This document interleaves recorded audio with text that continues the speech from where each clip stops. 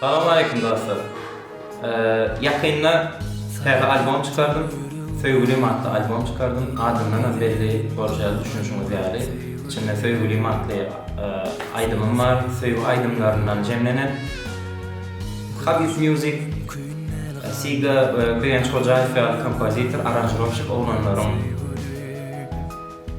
döreden aydımlar var. İçinde remix var. Umuman cemi 12 aydımdan var.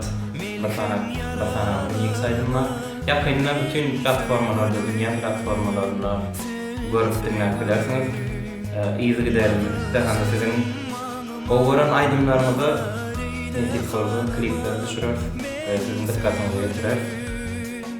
Bu arada tercihlerimi TikTok'da paylaşıp durur ve şu vakitçe aydın.com'un aydınları dinleyebilirsiniz ve yakında YouTube kanalımızdan görebilirsiniz. Bu arada da boş maçamanlarla verir. Albüm bölümümüzden sonra bir umid etken tesvirlerinizi ya da indiki çıkacak aydınlar bilen bağlaşıklı fikirlerinizi bağlı paylaşabilirsiniz. Bize verecek kollowlarınız için, veriyen kollowlarınız için her birden sağ olsun. İndiki proyektlerde görüşeceğiz. Sağ olun.